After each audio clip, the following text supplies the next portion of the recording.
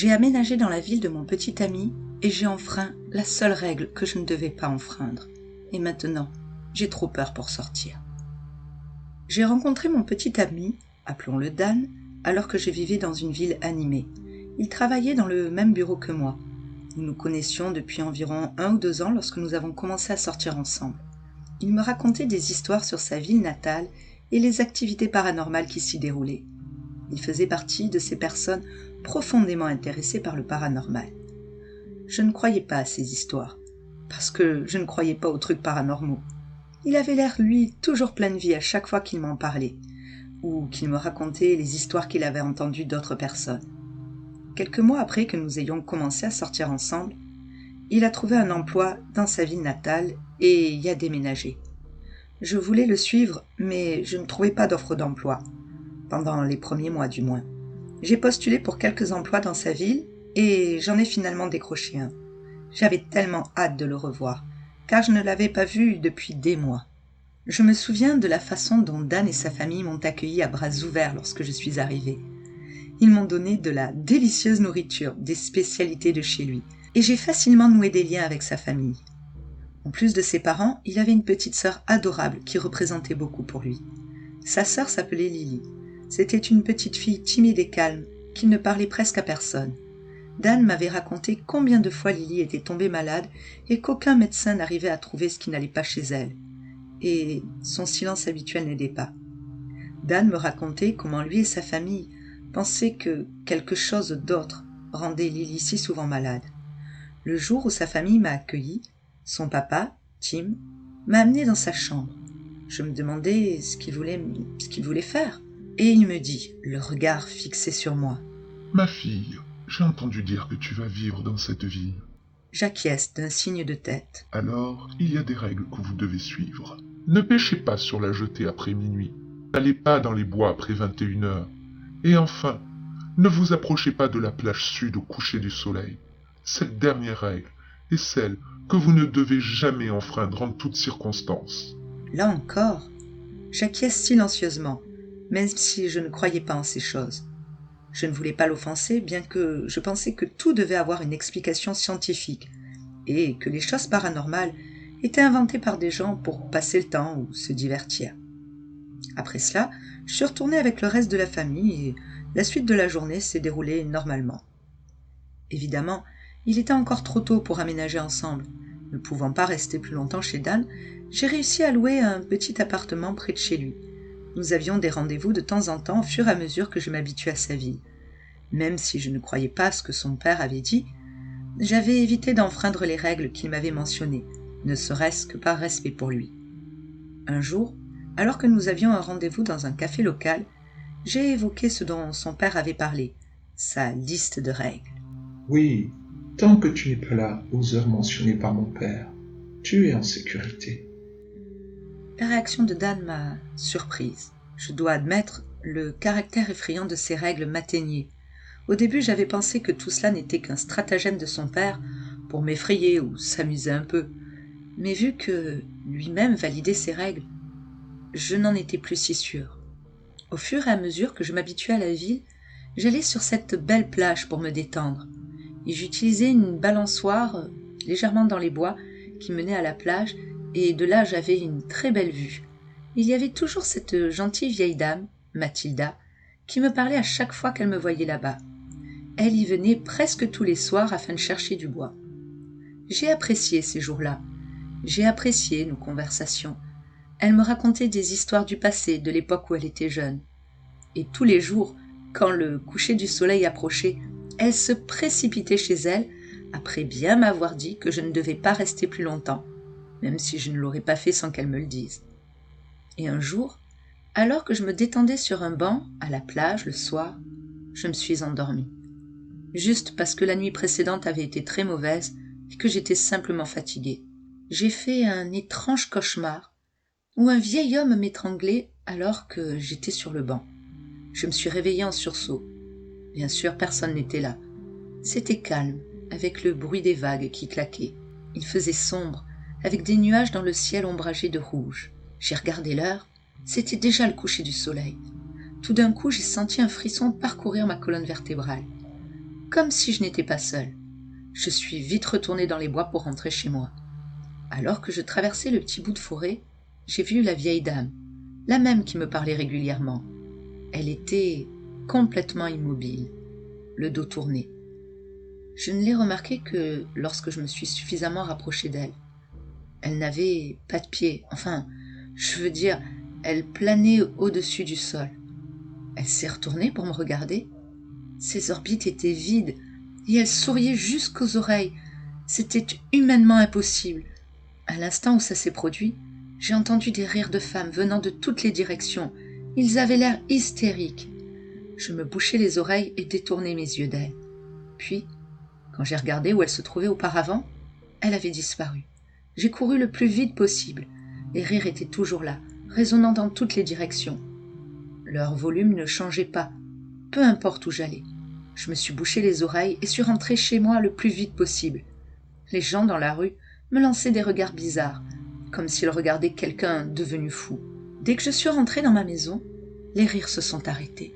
C'était aussi calme que ça l'avait toujours été. Je suis entrée dans ma chambre et j'ai eu le courage de regarder par la fenêtre. Rien n'était extraordinaire.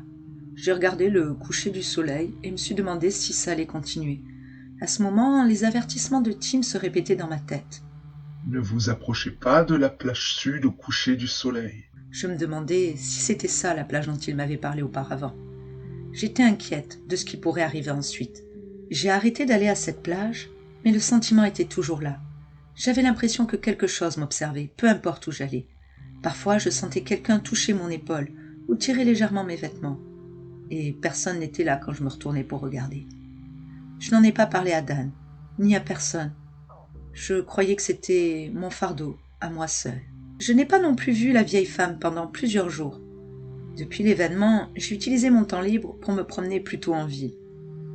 Je n'y ai pas prêté attention à ce moment-là, et je ne voyais jamais la vieille femme lorsque je me promenais en ville. De nombreux jours se sont écoulés ainsi, sans autre incident. Un jour, alors que je rentrais du travail, j'ai remarqué la vieille dame qui se tenait là, dans les bois. Elle m'a fait signe de me rapprocher, mais franchement, j'avais trop peur pour aller vers elle. Elle n'arrêtait pas de me faire des gestes, mais j'essayais de n'y prêter aucune attention. En passant à côté d'elle, j'ai rapidement jeté un coup d'œil. Elle avait l'air normale, comme d'habitude. Je n'arrivais toujours pas à me remettre de ce qui s'était passé et d'à quel point elle avait eu l'air effrayante au coucher du soleil la dernière fois que je l'avais vue. Mais, en voyant à quel point elle avait l'air normale, je me suis dit que ce que j'avais vu l'autre jour devait être le fruit de mon imagination. Dès que je me suis approchée d'elle, elle a souri. « Hé, ma fille, cela fait un moment que nous ne nous sommes pas vus. Comment vas-tu ?»« Je vais bien, je suppose. »« Sally, j'ai un cadeau pour toi. Peux-tu venir avec moi ?» demanda la vieille dame avec un petit soupçon d'impatience. Bien sûr, je suppose, même si j'étais quelque peu hésitante. Après m'avoir fait signe de la suivre, elle m'a amenée chez elle en ville. C'était magnifique, comme si la maison avait été construite hier. C'était très lumineux, mais en entrant chez elle, j'ai remarqué quelque chose. C'était extrêmement calme. « Vivez-vous seule ici ?» je lui ai demandé d'un ton curieux. « Oui, j'ai quelques enfants, mais ils ne sont pas tous en ville. » Elle m'a conduit dans le salon et m'a fait signe d'attendre. La maison était bien éclairée, avec beaucoup de petites lumières colorées. On aurait dit que la maison était préparée pour une fête. Peu de temps après, elle m'a apporté une part de gâteau au chocolat. « Prends une bouchée, ma chérie, » dit-elle avec empressement. Sans perdre de temps, je pris une bouchée du gâteau au chocolat. Mais dès que j'ai fait ça, ça avait un goût de boue et je l'ai immédiatement recraché. La vieille dame était toujours là, m'observant avec attention. Elle a commencé à rire. « Sally, prends une autre bouchée. »« Ça a un goût horrible. » Elle avait l'air déçue. Et puis elle a pris la part de gâteau et est sortie du salon. J'étais perplexe quant à la raison pour laquelle le gâteau avait un goût de boue aussi ignoble alors qu'il s'agissait clairement d'un gâteau au chocolat. J'en avais encore le mauvais goût dans la bouche. C'était suffisant pour me donner extrêmement la nausée. J'avais vraiment envie de vomir, je ne pouvais plus rester là. Alors je suis sortie de la maison et me suis précipitée vers la mienne. Je recevais à nouveau des regards bizarres de la part des gens dans la rue, comme si j'étais une personne folle. Je ne pouvais pas m'arrêter pour y penser à ce moment-là, j'avais bien trop la nausée. Dès mon retour à la maison, j'ai couru à la salle de bain pour vomir. Je n'ai absolument pas regardé et tiré aussitôt la chasse d'eau. Mon corps tout entier était faible, comme si j'avais une forte fièvre. Je me suis allongée sur mon lit pour me reposer et me suis endormie brièvement. J'ai été réveillée par la sonnerie de mon téléphone. C'était Dan qui m'appelait. Il avait l'air inquiet. « Bébé, ça va ?» ?»« Ouais, je vais bien. J'ai juste un peu la nausée, c'est tout. Je me sens mieux maintenant, dis-je sans réfléchir. »« C'est bien. » J'ai senti qu'il y avait quelque chose d'étrange. Il resta inhabituellement silencieux et ne dit rien pendant un moment. « Bébé, s'il te plaît, dis-moi la vérité. Que faisais-tu au cimetière ?» Un frisson me parcourut le dos. J'étais vraiment perplexe face à ces paroles. Je suis allée dans aucun cimetière. Quoi ? Je ne suis pas allée au cimetière. Je n'y suis même jamais allée depuis que je suis arrivée dans cette ville. « Bébé, beaucoup de gens t'ont vu au cimetière, en train de manger de la terre. Tu es parti avant que quiconque puisse intervenir. » Entendre cela m'a glacé le sang jusqu'au plus profond de moi. Étais-je en train de perdre la tête ? Est-ce que je mangeais réellement de la terre dans le cimetière ? Ou est-ce que les gens m'ont pris pour quelqu'un d'autre ? En me rappelant ce qui s'était passé en fin de journée, j'en suis arrivée à la conclusion que mon petit ami disait probablement la vérité. Nous avons parlé un peu plus et il avait l'air vraiment inquiet. Après ça, il a raccroché et le lendemain, alors que je terminais mon travail, Tim m'a appelé et m'a demandé de venir le plus tôt possible. Alors j'y suis allée. J'ai frappé à la porte d'entrée et Dan m'a ouvert avec un air terriblement inquiet et tracassé. Il m'a fait signe d'entrer, m'a conduit dans le salon et m'a fait asseoir sur le canapé. Il s'est assis juste à côté de moi et m'a serré la main. Quelques instants plus tard, Tim entra dans le salon et s'assit à côté de Dan. Et il a commencé. « Alors, j'ai entendu dire que vous aviez fait des choses douteuses dans le cimetière. » Il y avait du silence dans l'air. J'ai hésité à parler, mais Tim brisa le silence. « Eh bien, c'est arrivé parce que tu as dû rester sur la plage sud au coucher du soleil. » En fait, il avait raison. Son expression se transforma en une expression légèrement en colère. « Ma fille, je vous l'ai dit clairement, ne restez pas sur la plage sud au coucher du soleil. » Je lui expliquai en détail ce qui m'était arrivé là-bas, ainsi que tout ce qui s'est passé entre moi et la vieille dame. « Je vois. Vous voyez cette vieille dame presque tous les soirs. » « Oui, Comment as-tu dit qu'elle s'appelait ? » ?»« Mathilde. » Les yeux de Tim s'écarquillèrent. J'ai regardé Dan. Il avait la même réaction. Il y eut un silence pendant quelques instants. Tim a pris une voix solennelle et m'a dit « Mathilda est morte il y a des années. C'est ma mère, la grand-mère de Dan. » Cela m'a profondément choquée. Je ne pouvais pas y croire. Cela signifiait que la vieille dame à qui je parlais depuis le début était la grand-mère de mon chéri. Les questions surgissaient dans ma tête les unes après les autres. Pourquoi la vieille dame a-t-elle menti sur la distance de ses enfants si c'était un fantôme ?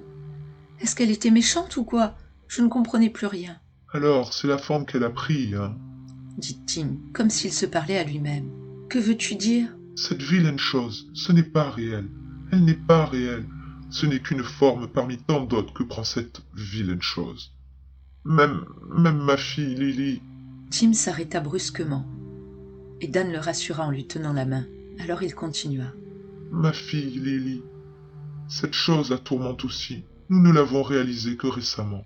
J'étais choquée. Donc la chose qui rend Lily malade tout ce temps, c'est cette chose-là ? Et presque à ce moment-là, Lily entra dans la pièce. Elle m'a regardée et a souri. Monsieur Humphrey vous aime bien, grande sœur. Monsieur Humphrey veut que sa grande sœur passe du temps avec lui. Viens. Avant que je ne puisse répondre, elle fut repoussée par une force invisible, et elle a commencé à lutter contre quelque chose au sol, comme si une chose invisible essayait de l'étrangler. Avant que nous puissions l'atteindre, elle s'est arrêtée, et elle s'était évanouie. Tim l'a pris dans ses bras en pleurant. Il murmurait quelque chose que je n'arrivais pas à comprendre. Après cela, il sortit de la pièce. Je pouvais voir Dan se couvrir le visage avec ses mains en pleurant. J'ai essayé de le consoler du mieux que j'ai pu. Quand il s'est finalement calmé, il a commencé à tout me dire. Il m'a raconté ce qui s'est passé. Un soir, alors qu'il faisait un barbecue près du bois avec des voisins, Lily jouait avec quelques petites filles de son âge. Ils la quittèrent des yeux un instant et elle disparut dans les bois. Ils l'ont cherchée partout pour la trouver immobile, sur la plage sud au coucher du soleil. Et depuis cet événement, elle agissait ainsi et tombait fréquemment malade, ne pouvant plus sortir de la maison. Selon Dan, il se trouvait à une distance sûre de la plage sud et n'avait aucune idée de la façon dont Lily était allée jusque-là, seule, à travers les bois. Il n'y avait aucun doute dans ma tête à ce sujet. Lily avait vécu la même chose que moi. Dan m'a également dit que les personnes qui ont été ciblées par l'entité la voient sous différentes formes. Pour moi, c'était sous la forme de sa grand-mère. Pour Lily, quelque chose d'autre. Dan m'a dit que quelqu'un avait été brutalement assassiné par des voyous sur la plage sud au coucher du soleil il y avait à peu près 40 ans. Je savais bien où il voulait en venir. C'était son esprit vengeur qui hantait la plage sud. Évidemment, c'était beaucoup à prendre en compte pour moi. Mon monde entier a changé en l'espace de quelques jours. Par-dessus tout, je savais que quoi qu'il en soit, ce n'était pas fini pour moi. Au fond de mon cœur, je souhaitais que cette chose me laisse tranquille.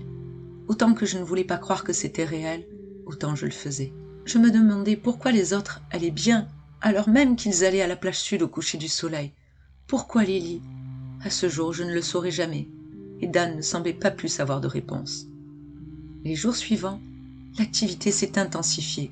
J'entendais des rires lointains, des conversations presque à chaque fois que je sortais. L'activité a commencé à se produire partout, sauf chez moi.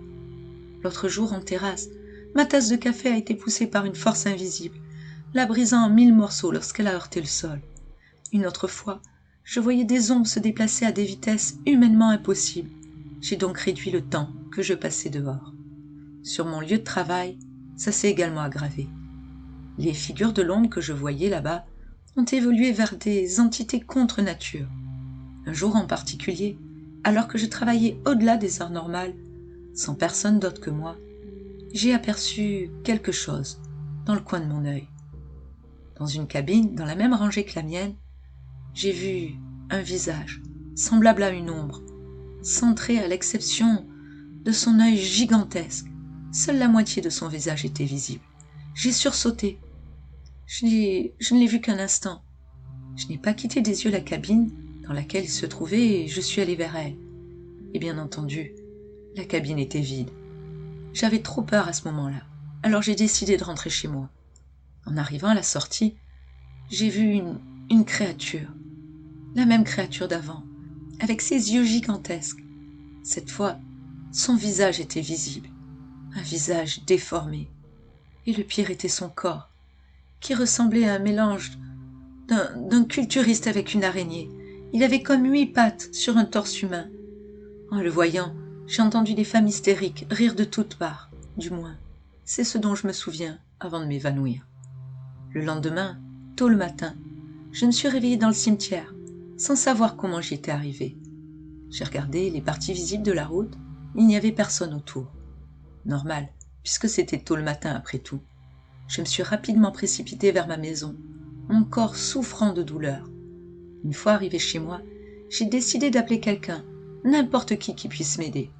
J'ai cherché mon téléphone dans mes poches pour me rendre compte qu'il avait disparu. J'avais bien trop peur pour retourner dehors, donc je ne pouvais pas me permettre d'aller chercher mon téléphone.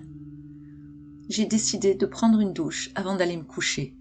Le poids que j'avais ressenti tout le temps avait disparu dès que je suis rentrée dans ma chambre. C'est à ce moment-là que j'ai remarqué les blessures sur mon corps. Il y avait des égratignures et des contusions partout. Qu'est-ce qui m'est arrivé la nuit dernière ?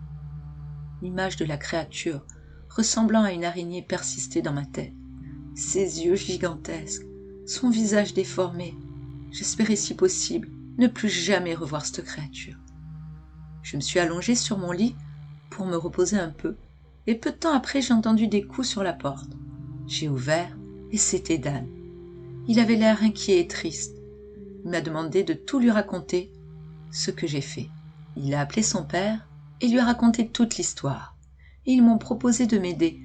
J'avais entendu dire que Lily avait vécu une expérience similaire et qu'avec l'aide de quelques exorcistes, ce n'était plus aussi intense.